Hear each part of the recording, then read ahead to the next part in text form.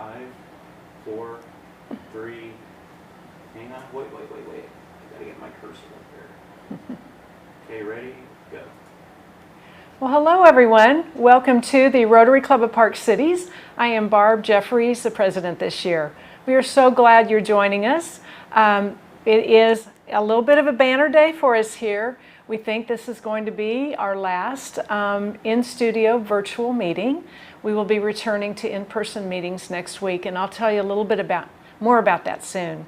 But this is going to be such a great program. We are really looking forward to our guest speaker today, and we are very happy you are here to join us. If you are a guest and watching this, please go to our website, parkcitiesrotary.org.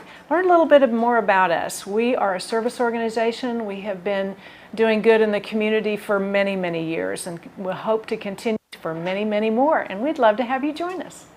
Well, let me bring this meeting to order.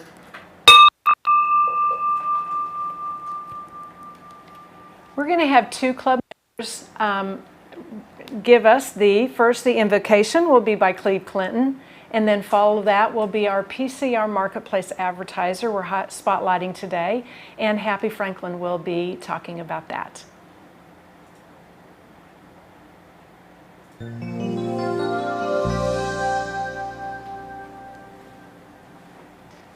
Good afternoon, Rotarians. I hope that you all are all doing well. I hope that you are weathering whatever circumstances life has put before you these days. And there's a lot of ups, downs, opportunities that we're facing, and I think that gives us a good opportunity to stop for a moment in prayer. So let us pray. Loving God, we come to you full of anxiety about what may happen in the coming days and weeks. Shower us with your peace. Make us into steady pillars for those who are around us. In this time of uncertainty and epidemic, wake us up to the reminder that we are not alone.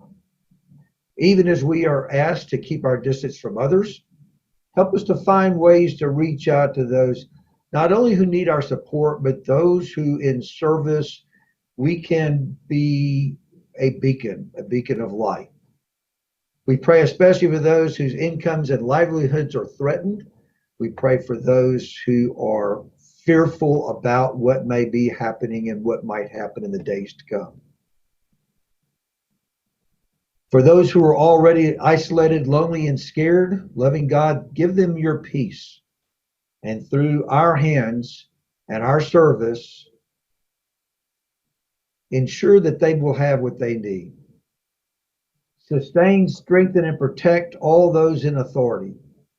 Our President, our Supreme Court, our Congress, our state legislature, the great state of Texas, and the governor and lieutenant governor, for our county judge and commissioners, our mayor, all those in authority. We pray for your protection for them, your guidance, your encouragement, and their wise decisions. Bless them as they offer their service to our country and to you, and as they show selfless courage in the face of risks that we all will be facing ahead. Remind us each time as we wash our hands that in your renewal, you call us to let go of our fears and live in joy, peace, and hope. These things we ask in your holy name. Amen. So now let's take a moment and stand if you wish. Pray, as they say, take your right hand, put it over your left heart, and let's say the Pledge of Allegiance. I pledge allegiance to the flag of the United States of America and to the republic for which it stands, one nation, under God, indivisible, with liberty and justice for all. Y'all have a great weekend, and fortunately they did not ask me to sing the Star Spangled Banner for you.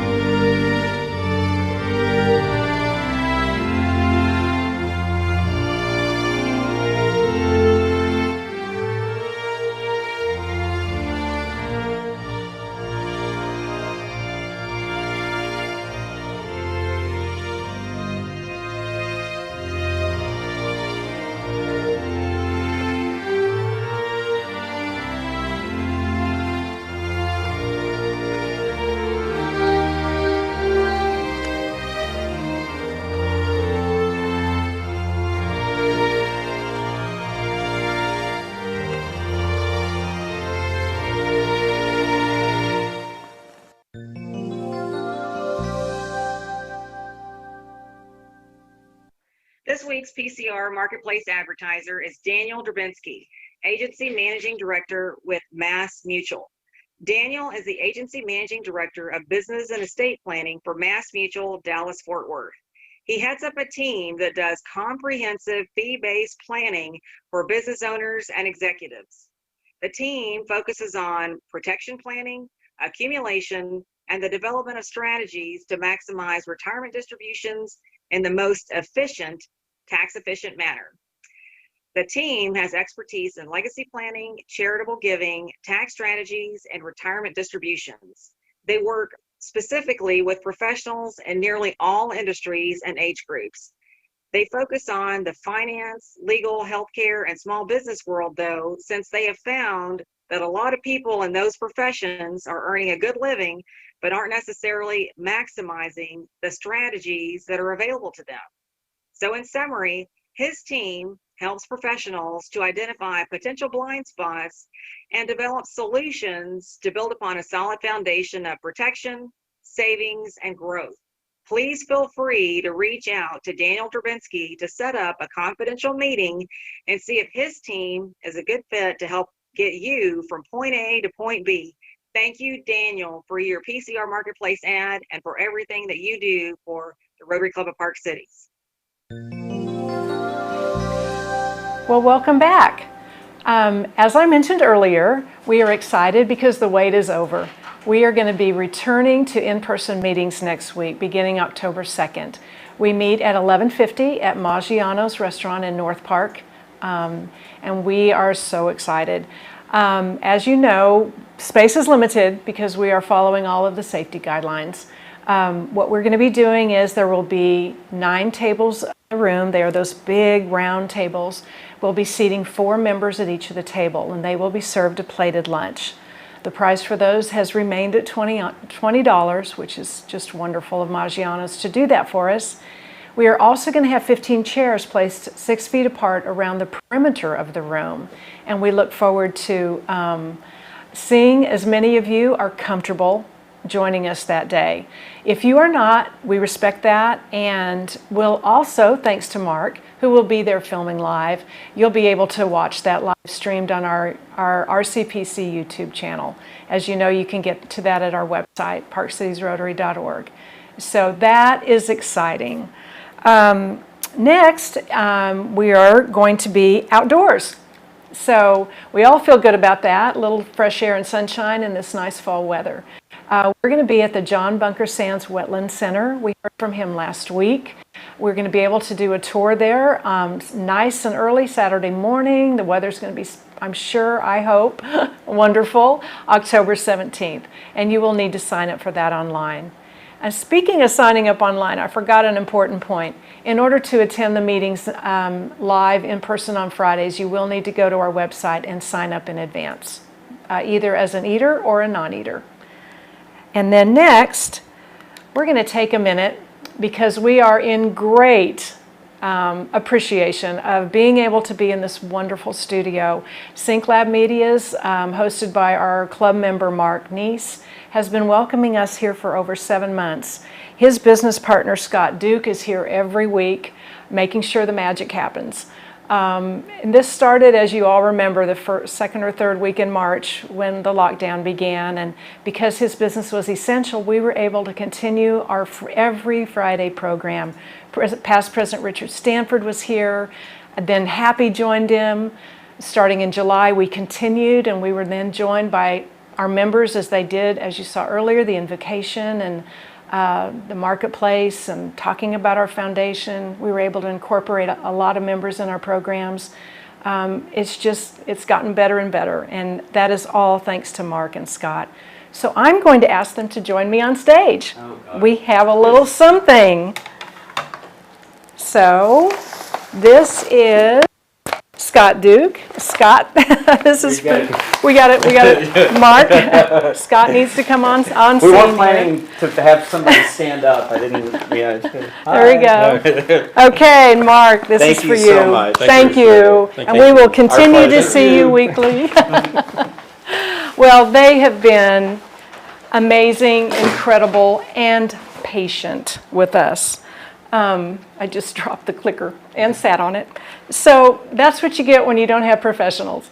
But I appreciate them so much, as do all of our club members. I know you watch the meetings either live or you watch them later at your convenience. And you share them with your friends and family and hopefully future members. So next we are going to have an exciting, we have a new member, Zach Davis, who joined us not long ago. When new members join, they receive what's called a red badge, and it's a big round thing. And normally in person they wear their red badges until they have earned their blue badge. There's about 7 steps they go through, and Zach has accomplished his 7 steps. So congratulations to Zach. And we are excited based upon the efforts that Happy Franklin started several months ago. When we return to in-person meetings, Zach and all of our members will be wearing our new name tags. So the big blue buttons are gone. We have moved into the magnetic back and really slick, nice looking new name tags. So Zach, you will be able to wear yours with pride, and we are very happy that you accomplished all of your steps. Next up, we had a really great meeting yesterday. We were out at Bonton Farms in South Dallas. That is one of our big initiatives. We are raising $150,000 toward the building of a medical clinic at Bonton Farms. We were meeting with the folks there, Darren, and they're with our 2 co-chairs who are leading the fundraising effort, which are Lee Wagner and Pam Carvey. And also Fred Brown was there. So that effort is ramping up. Stephanie Bowen, our member, is working with them at Bonton. We are hoping for a groundbreaking first quarter next year. So maybe don't quote me on that, but they sure seemed optimistic. And I know that Pam and Lee and Linda Tunnell is helping as well, are very optimistic that each and every one of you will step up and be able to be a part of that exciting effort to bring medical services to what is, we all know as a food desert, but is also a medical desert, healthcare desert. So that is great news. We have a couple of speakers coming up next week, October 2nd. We will see Jessica Niemers. This is exciting. She is going to talk to us about cybersecurity. And her father, Bill Sleeper, a club member, is the program chair of the day. So Bill and proud to have Jessica speaking to us. We'll see her next week. The following week is Hope Cottage. The gal, let's see, there it is, Diane Stenman Busby will be, and she has a lot of initials behind her name. She will be here on October. Her. So we're looking forward to that. Well, speaking of new members, we get to hear from one next. Joe McMahon joined us not even a few weeks ago, and he is already has been in the studio and pre-recorded his new member speech. So that's great for Joe. That's check one thing off of his list as he works his way toward his blue badge. So up next, we'll have Joe, and then after that, we'll have our guest speaker today, Dr. Hinojosa, will be here in the studio with Jeff Sheehan, the chair of the day. Well, thank you all, and we'll turn it over and hear from Joe.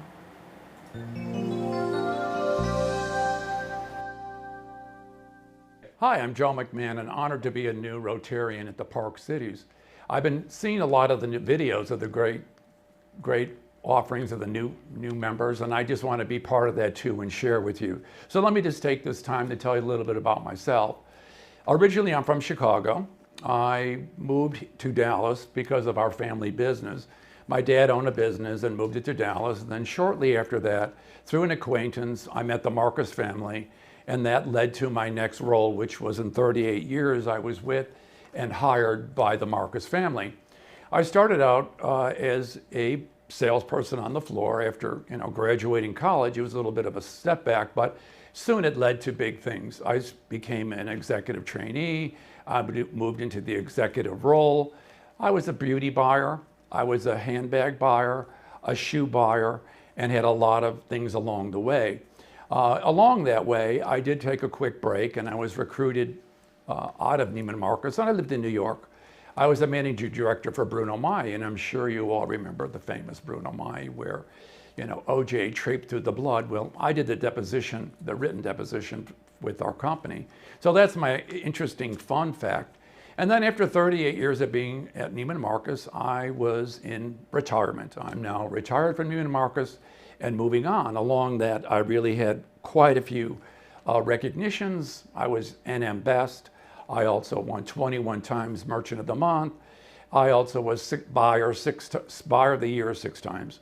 So I really had a very clear and fulfilling career. And now that my daughter's going on to college, I'm an empty nester. I'm moving on to my next role in life. And why? Because I wanted to join Rotary. My wife has been in Rotary for many years, and I really feel as though that the friendship that you bring to Rotary is great opportunity for me to develop new friends. I've always been a people person. It's great to also share, bring new ideas, understand new ways of being, and being part of the community. Professional development. As you can tell, my development is kind of myopic, retail, Neiman Marcus. I think this is also going to open me up to bring new ideas and new concepts that I have, as well as taking in the new things that Rotary has with all of its great causes. I also offer a point of view. I think from being outside the club, I think I offer to the club a point of view that really lends itself to service at another level. For 38 years, I service customers. I did it in a different way. I think what we do at Rotary is we service the need. I service 38 years, the want, which is an interesting twist of events. But I think it's going to be intriguing, exciting, and a great new way of being. What I want to participate in is I've joined up with Clive, and I'm in the leadership program, which I think is going to be a great opportunity for me also to add to the club. My goal in life always has been is to be a leader. I've always been able to take a vision and have people buy into my vision and move forward. Any type of a leader does not manage people.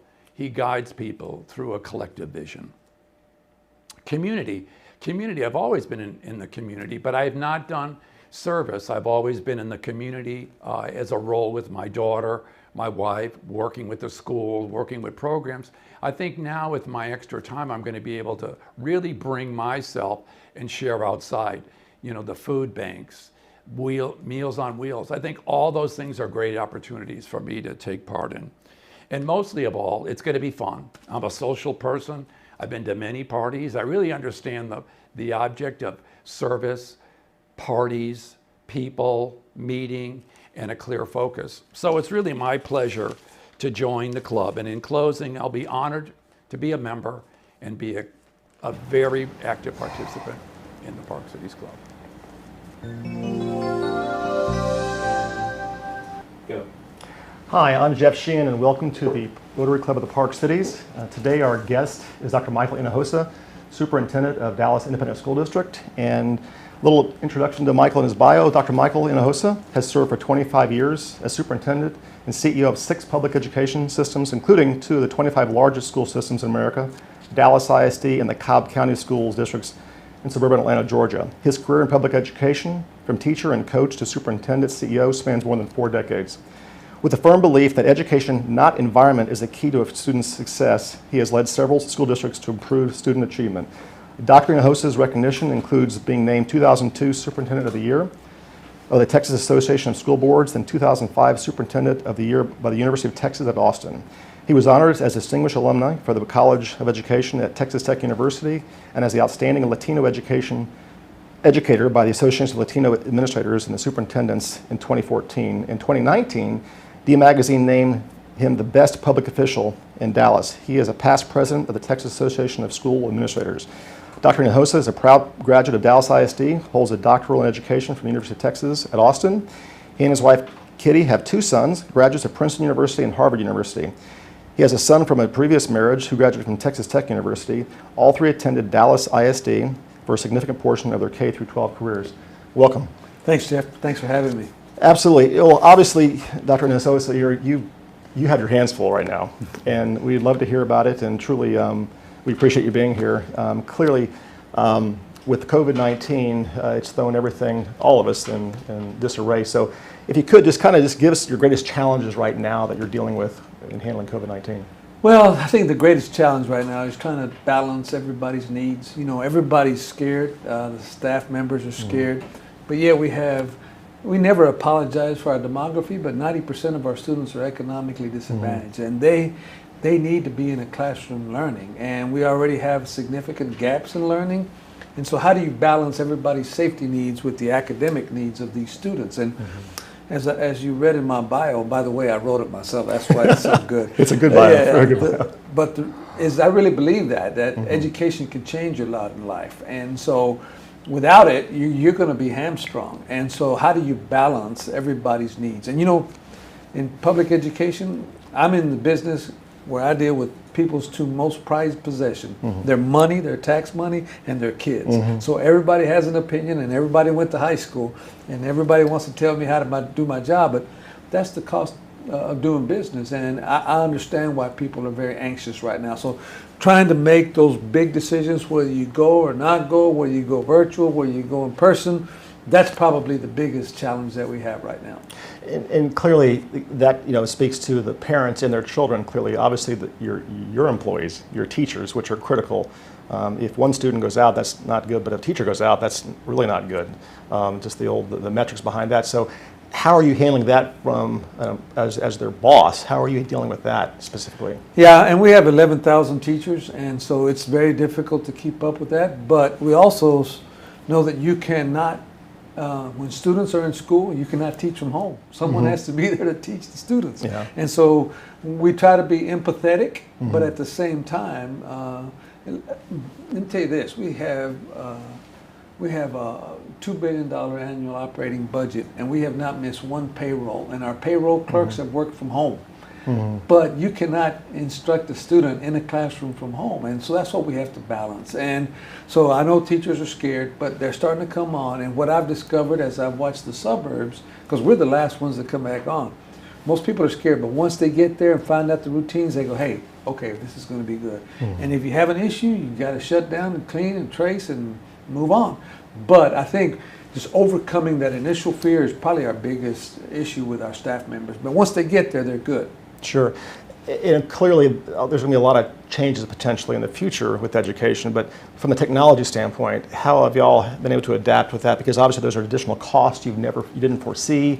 You have technology, you have early adopters, people who have done it a long time ago, students and their families, but you have other families that probably have not had that connectivity and things. I would have to believe that's a huge problem. Yeah, well, luckily in Dallas we had a long-range technology master plan, and we had one-to-one devices for all of our secondary students. But we weren't sending them home because we needed to make sure we kept up with them. But right before the pandemic hit and right before spring break, we saw what was coming, so we gave them out to our secondary students. Then we accelerated our plan for our elementary kids, and all of our kids have a Chromebook. We didn't have a plan for our youngest learners, our pre-K to 2. Sure.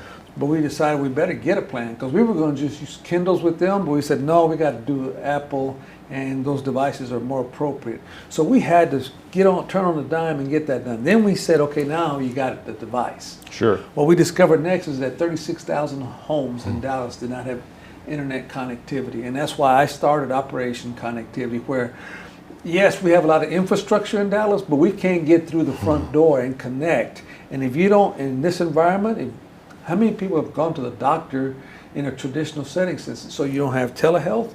Who's going to apply for a job? How do you apply for a job without doing it on the internet? And how do you keep teaching and learning going? So these are some things that we have to resolve. We're doing it short term with hotspots, but a hotspot, you try to take a field trip to the San Diego Zoo on a hotspot, and you're going to be caught in turbulence because you're never going to get there. So this is something that our biggest challenge to overcome, and we're making a lot of progress. I read an article in the 1990s from John Cotter from the Harvard Business School. He said, why transformations fail. And the reason the transformations fail is there's not a big enough guiding coalition. And so what we did, we said, we've got everybody at the table, the city, the county, every school district. We've got the telecom providers. We've got the commit. We have our nonprofits. We have the Fed. The Fed is involved in our project. Because if all of us are working on the same thing, and that's why the governor appointed myself and the commissioner to the statewide Operation Connectivity Task Force. So, but I also say that education, we're the last one to change. Every other industry has had to reinvent itself. We're the last one. You think about the 1920s, they had 7 periods, they had the agrarian calendar, and all of us that are successful, we had a good high school experience, so we remember that. Sure. But a lot of people didn't, and so there are different ways. And I don't want us to become the taxi cab. I want us to be the Uber. And I think this pandemic is going to force us to do things differently. We're already doing things differently that we will never waste a good crisis, and that's what we're doing right now. So, so you mentioned the $2 billion budget. That's a large budget you're working with. But explain, if you could, how, again, the impact, because their enrollments in some schools are down, and of course your funding is based by pupils and seats and those kinds of things, and how are you handling that? Yeah, and that's been a big hit for us. Day one, we were 28% from our projected enrollment. Day 10, now we're down to 7%. We budgeted a 1% loss, but a 7% loss, we could lose from $30 to $60 million of revenue. But if the kids aren't there, we don't deserve that money. So we're working with the state, but Dallas is in the best financial shape we've ever been in. I was superintendent in 08, when we only had $32 million in reserve. Right now, we have over $600 million in reserve. So we've got a good rainy day fund to get us through this mess.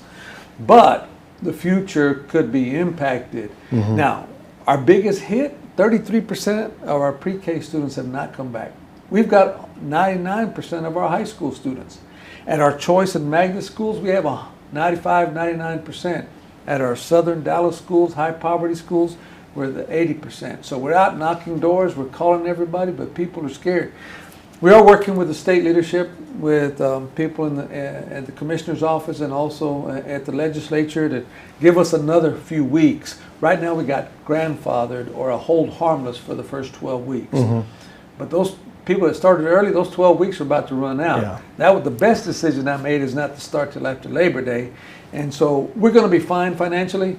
I'm more worried about where we're going to be academically, because our neediest kids are the ones who are not connected right now, and they're going to fall behind. We've made a lot of progress in Dallas recently, and I don't want to lose that.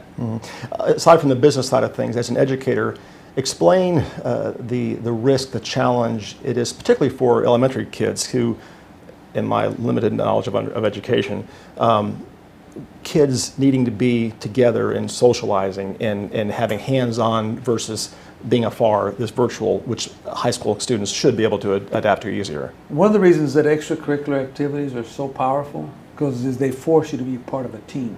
And businesses tell us they want kids who can think critically, who they communicate, who can collaborate. That's what a team does. And everybody has a team, whether it's a gang or whether it's the choir. Sure. You're on a team.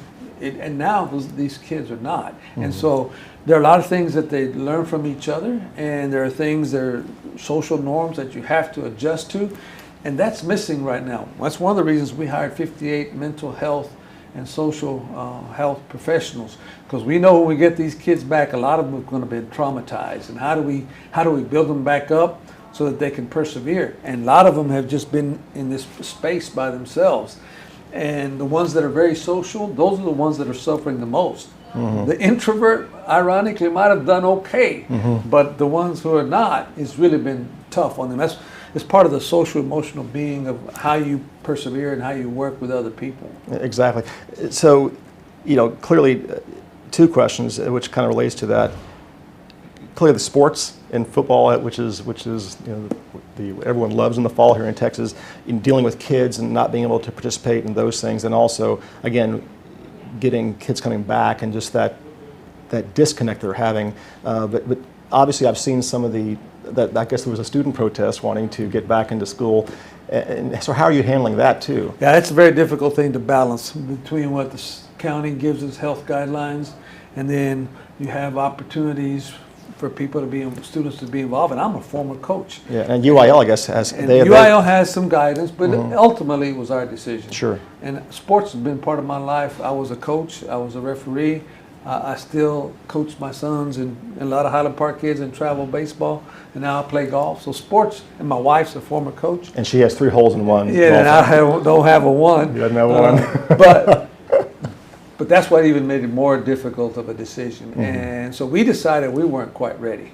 And so we decided to hold back a little bit longer. And that's when the spike was real high about 6 weeks ago. Things got better. So we were able to loosen that up. So now our kids have done their weight training. We actually had to cancel 2 scrimmages this weekend. Hillcrest and Woodrow and Molina, and I can't remember who else, because we had cases. But we have other schools that are now starting to play. And I think even Highland Park had to cancel their first couple of games, because you have to take it seriously when it happens. But there's hope on the horizon. Now, you know, the Big Ten's playing, the Pac-12, the NFL, and now even more people are getting through it. So it's just something you've got to work your way through. But sports are very important for our kids. And so I saw news today of a new hybrid model, if I understand it, and they noted that several schools like Lakewood Elementary and others. So it kind of explained that, because again, this is such a fluid situation you're dealing with daily. Yeah, well, our hybrid model at the elementary is only driven because of space, and we have over 80% of our Lakewood parents that want to come to the school in person, and because of social distancing, there's no way we can take them all. So we're going to have to take a hybrid, half come in the morning and half come in the afternoon. That's not an ideal. Our other big hybrid model is at the high school, and that was quite a surprise to us. Our high school principals, actually, we said, you don't have to do it. And they go, no, we want to do it. They're starting to innovate. They're going to come to school 2 days, and then they're going to have a shutdown, and the other students come the other 2 days, and they're going to have remediation and support on the middle days. And it was something that they took the ball and ran with it. I was very proud of them, because I was going to tell them, no, you don't have to do that. You don't have. And they go, no, Doc, we've got our parents with us. We've got our teachers with us. This is something we want to try. We want to try to innovate how we do high school. And so our board unanimously supported them last night, because it was something that came from them that they are so committed to, even though we didn't have to do a hybrid at the high school. Do you have any fear in the upcoming election with the DISD board possibly changing, or do you feel like everyone's pretty much on board, even the candidates that are running? Yeah, and not necessarily. You know, this is the best board that Dallas has ever had. I've been a superintendent here for 12 years, and we've had history. It's not perfect. We have 2 incumbents that are running. One actually already got reelected because she didn't have an opponent. So there's not going to be that much change, but you know, one person can change the dynamics of a team. And so we'll see, but you know, it's something I try not to worry about after I've been doing this for so long. I just got to figure out how to work whoever's in the seat. Sure.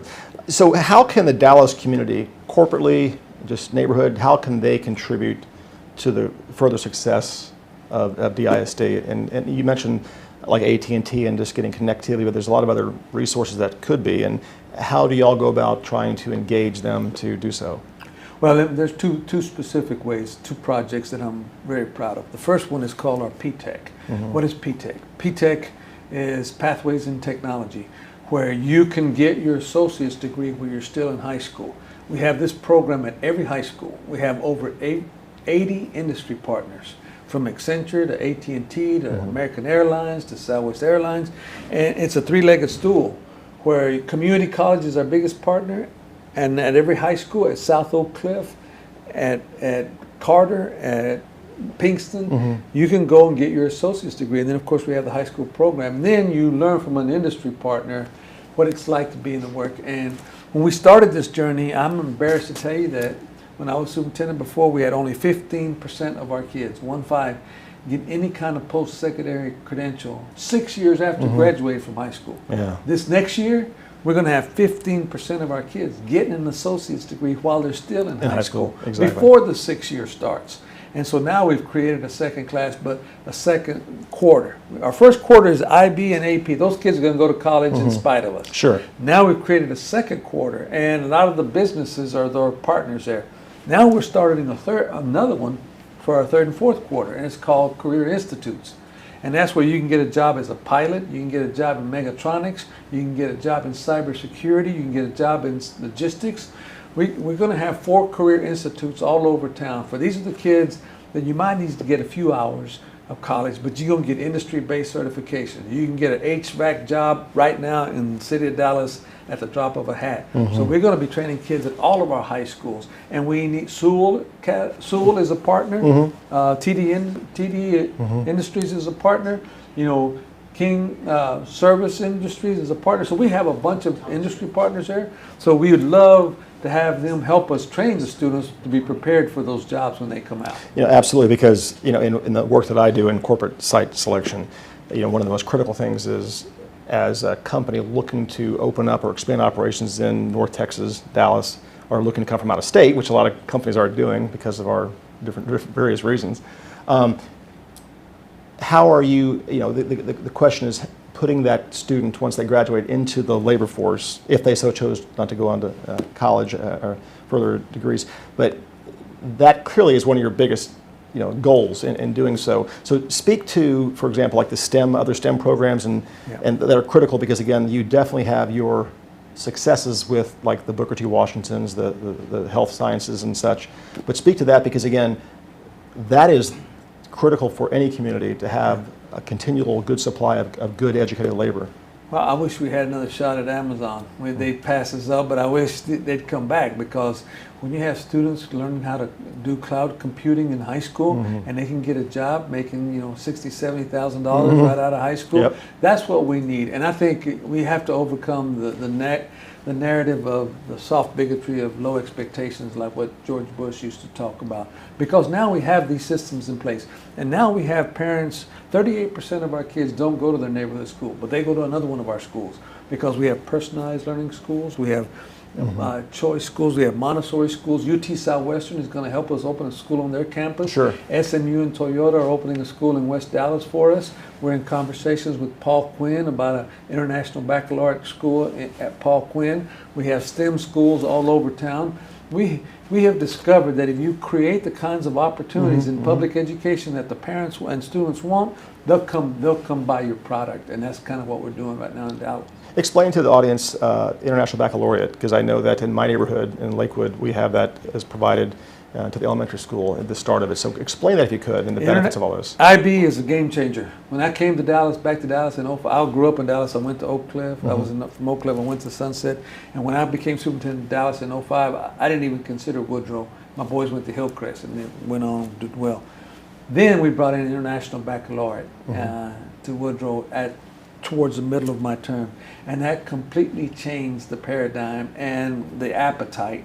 And now we have a lot of middle class families at Woodrow, Long, Lakewood, and that whole area that have chosen, because it's a very rigorous instructional program that really sets you up for life. And it's pre-K to 12. So now we have it, you can get a private school education for free by participating in IB. And so now we're replicating that now at Hillcrest, and now we're looking to put it in Southern Dallas, because we don't have it in Southern Dallas. And so we're looking to start a school next year at Paul Quinn. We're also working with Apple to start a virtual school next year. We got to get some state support to make that happen, but Apple saw how we could turn on the dime and open a new school, and they're going to help us start a new school. Very much STEM related and IT related with the school. They're going to help us design. So speak to, if you could, in your opinion, the greatest successes you've had. I mean, clearly, because again, I'm a big fan of all the magnet schools and a lot of the great kids. As I mentioned, my neighbor daughter went to Booker T and she got a full ride to SMU. And so, but speak to that if you could, because again, we need some shining examples in today's world as we're dealing with this COVID. And our magnet schools have always been great. But kind of like me, I'm not real proud of my SAT score, but I'm proud of the 4.0 I got in my doctorate from the University of Texas, because effort creates ability and you get smarter through hard work. And so I think the P-TECH program is really what I'm most proud of. We've changed students' lives. Now they're going to have a living wage. Now they're going to want to buy property. I tell the mayor all the time, they're going to want to buy property in Southern Dallas. That's how you grow Southern Dallas. And now they're going to demand a Starbucks. They're going to demand a grocery store, because now they're going to have disposable income that can make that happen. It's going to take a long time for this to come to fruition, but you got to start now. We haven't started in a long time, so the sooner you get this going. Also, I'm very proud of our dual language program in Dallas. At all of our schools, you can learn 2 languages. You become biliterate. And so we see that as an asset, not as a liability. And that's been a 15-year project that we're seeing come to fruition. And we have Latino families that are becoming biliterate, but also African American and white families that are becoming biliterate, and that's a skill you keep for the rest of your life. So there are a lot of different things that we're proud of. We've made a few mistakes along the way. We've had some negative headlines, but I think you just keep plugging away and you're persistent and you have grit, and you'll find a way to make it through to the other side. You mentioned the biliterate, and I read somewhere years ago that there are some 30 different languages spoken in DISD schools as the home language of the students coming in, and so how do you handle that? Well, it's even more than that, because believe it or not, and like I said earlier, we don't apologize for our demography, but 46% of our students are English learners. That means that their native language is not English, but that's over 7. We have more English learners than Frisco have students. We have more English learners than San Antonio or El Paso have students. But we don't apologize for that. Because of this dual language program, they're learning 2 languages academically. They're knocking the top off the STAR test. They're doing better than some of our African American kids are that have grown up in this generational poverty, because they're motivated, they have family support, and they're doing well. So we're pleased with that.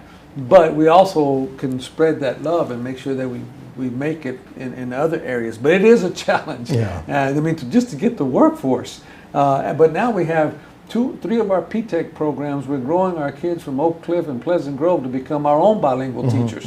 We no longer are going to have to travel to Puerto Rico and Mexico and Spain to get teachers when we can get them right here, because we're going to train them up. And so that's another initiative that we have in Dallas. You mentioned parent support. I have to believe parent support it can be difficult at times. I mean, every child coming is bringing a different home environment to you, but I would have to believe, because as a new teacher in the fall, when you have your new students, you have to surmise what's the story behind every child at home. And I would imagine now with COVID-19, I mean, I'm just speaking just my thoughts, because I'm not a teacher, but I always thought, boy, you're in charge of every one of these little kids, and everyone's different, and they come from different backgrounds, and obviously you'll deal with that daily. Yeah, well, I used to talk to new teachers, and I used to tell them the #1 key to success is make it to October, because if you make it to October, you got a fighting chance. But now, if they make it to October, they still haven't even seen their kids. And this COVID experience has exacerbated it. And some people are great teachers, but are they going to be a great teacher in this virtual situation? We don't know yet. In Dallas, we happen to know who the best teachers are because we pay for performance. And because of our tax ratification election, and also with help from House Bill 3, we have 30% of our teachers that make over $70,000. And those are our best teachers. We have some teachers make $100,000, but they have to be the best, and they have to work with the toughest students to get that kind of reward. But it's taken us a while to figure this out, but we're on to something that's really helped us improve learning. Clearly you were in support of that. Absolutely. I was skeptical at first. But because the teachers unions, I think, were fighting against it, clearly, weren't they? They fought us, they're still suing us. Sure. We're still having to win lawsuits at the state level. But I think the noise is softening because we're having success now. And it's been a game changer. And I was skeptical at first till I saw the results. And then that made all the difference. Today we got announced, Teich Elementary got National Blue Ribbon. Before we went to this ACE model where we put the best teachers in that campus, for 13 years in a row they were a failing school. Same kids, same parents, same neighborhood. What was different? We hired the best principal, and he brought in the best teachers that he could find, and we paid him a lot of money, and a complete transformation in 2 years. This was not a 5-year project. In 2 years, they went from almost getting shut down to a National Blue Ribbon, just announced yesterday. So is your ability to hire teachers, I would imagine, has improved, because if a teacher comes in knowing they're a good teacher and they believe in themselves, they know that has it helped your labor pool of candidates coming in? Has it helped with that? Absolutely. For the first few years, we had a 60% turnover rate. We lost 60% of our workforce because there was a lot of pushback. Now, the state turnover rate is 17%. Ours is about 14%. Oh, really? So it has significantly helped us. You can make a lot of money, and you don't have to become an administrator. You can stay in the classroom with students and be able to make a good dollar in Dallas, but you got to deliver. It's not for everybody. That's true. It's only 14% the is ones you low. gotta deliver. That's low because you typically have just attrition, you have families move, one spouse, or there could be pregnancies or whatever it may be, but there could be disruptive things. That's a low number, which is... Yeah, especially when you compare it to the state and the, Sure. and the nation. Sure, absolutely. So speak to, when we were talking earlier, besides your wife's 3 holes in one, to your 0, but I have 0 also. But we have Bonton Farms is a group that we have that holds dear to the heart of the Park Cities Rotary Club. And there's a new school being built out there, and we partner in areas of need in the city. Explain and what's happening down there with that new school, and as you see the needs down there, because that's something that we're trying to help in those needs in that community. Before I go there, I was remiss in not thanking Rotary. Rotary is a tremendous organization. Every community I've been in, Rotary's been stand up, doing great service projects like that. So I want to thank you for that. Second of all, Bonton, South Dallas, it was a very underserved community. There's a lot of plight. Now that we can't do anything, we watch these shows, and I was watching the show The Chi the other day, and it's how rough it is in South Chicago. Well, that's like South Dallas, and that's the community that these students live in. But we are creating a new STEM school, and Bonton is real close to there. And we're taking the old building that was underserved, and we wiped it out. We're building a new school there with previous bond dollars, and we're trying to encourage future thinking. We took the parents from South Dallas and took them to Solar Prep, the all-girls school in East Dallas, and just to show them the art of the possible. And then we took them to another Montessori school. So now once they start seeing it, we're going to have that here in South Dallas, and then you have support from a Rotary Club with Bonton. I mean, we have an opportunity to change their lives forever. It's not going to happen overnight. Sure. But I think that's where these public-private partnerships can make a big difference. It's taken us so long to get this Toyota SMU school together, but when it's all said and done, it's going to be very powerful. Sure. In addition to COVID, all the social unrest that's been happening and trying to advance, justice and such. How have you handled that, not just from the student body, but also with your staff and just dealing with it? Yeah, well, our board was completely united on racial equity, and they get it. And so we were already a little bit ahead of the curve on trying to figure out some of those things.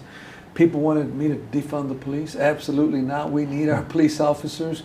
But how are you sensitive? And that was the DISD police department. We have our own police department. Yes, exactly. How do you manage these important, severe crises? And you got to have empathetic. You got to listen to people, but you also have to have a plan and persevere and make things better.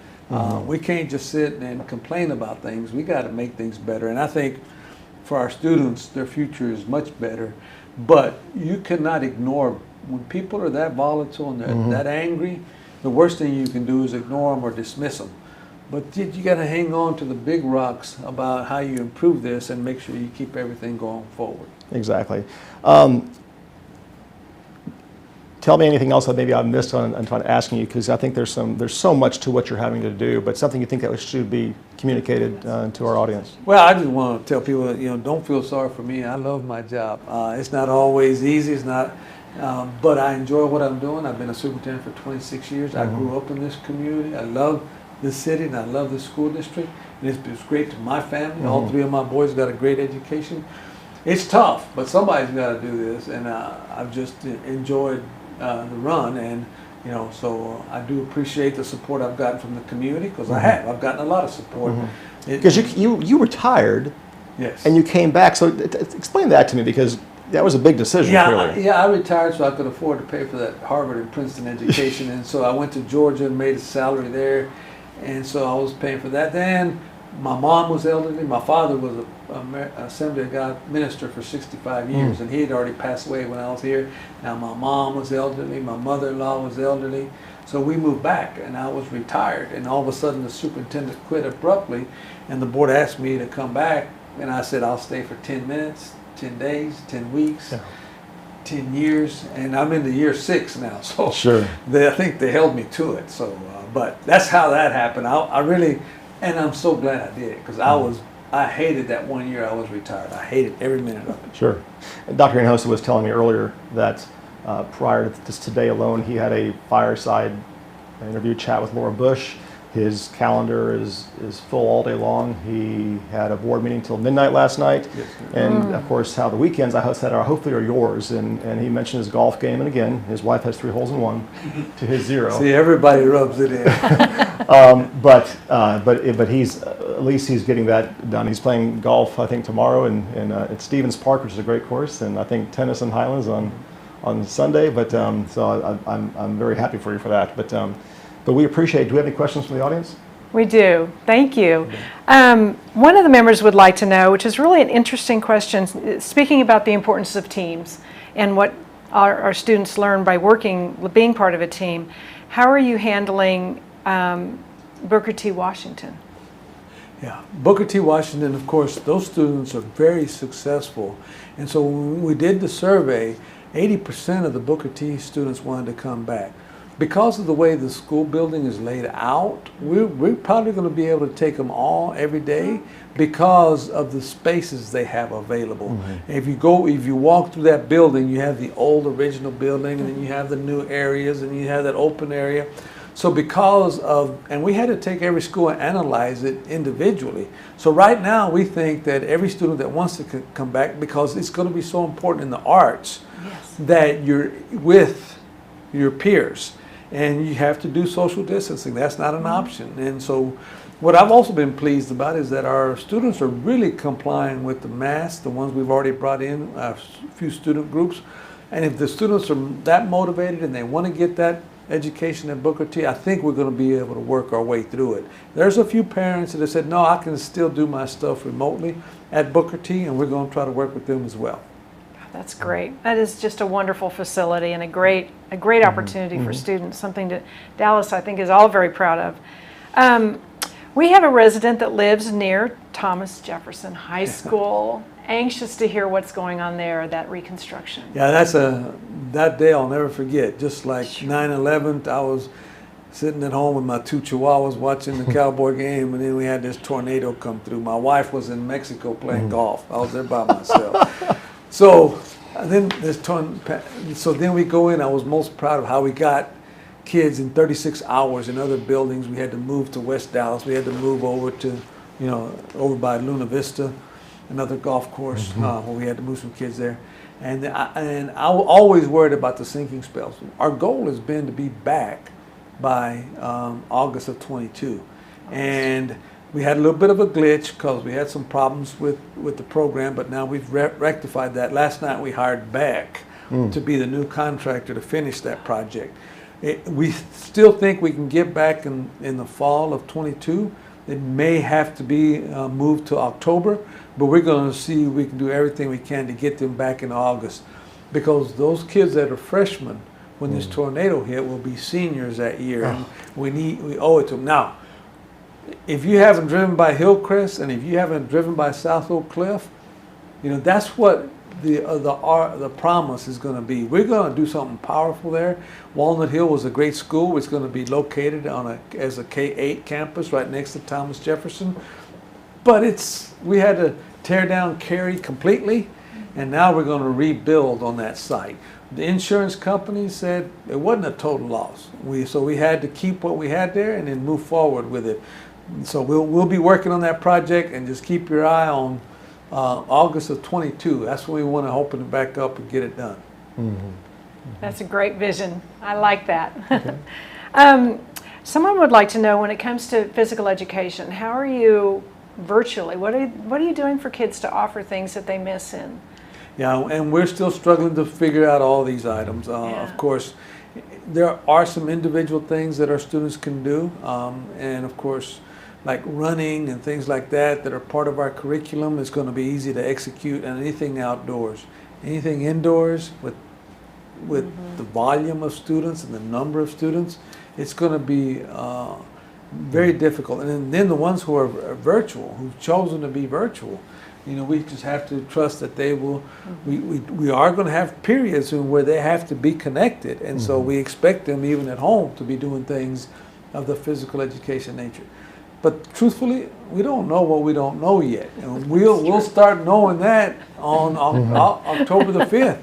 and we'll have to figure out what's working and what's not, and because physical education is very important.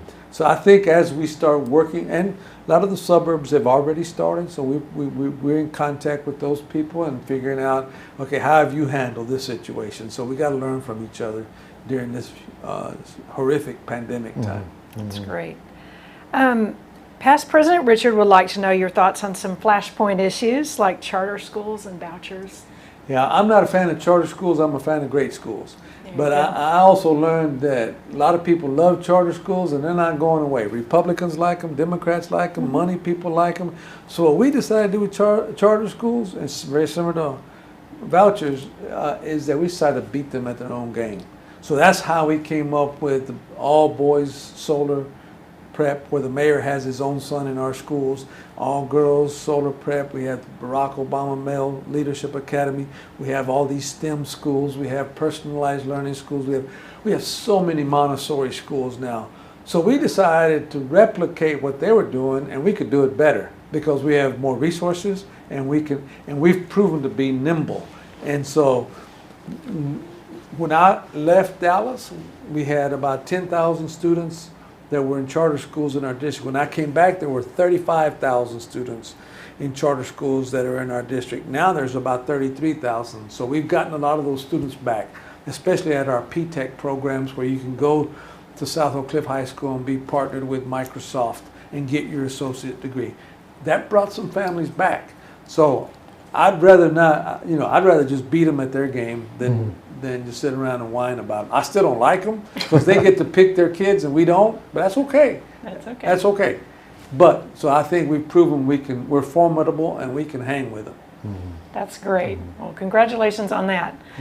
One of the programs Rotary has, and we thank you for your recognition earlier, is called Interact, and it's a high school program. Our high school happens to be Hillcrest High School, Yes. and it's exciting what's going on there. Yeah, I'm very proud of that program, and my boys went to Hillcrest, and it was great. Obviously, they went to Harvard and Princeton, and then after they left is when this started flourishing, and I've been real proud of that partnership. I'm curious as to how it's going to persevere with this pandemic and when we get everybody back.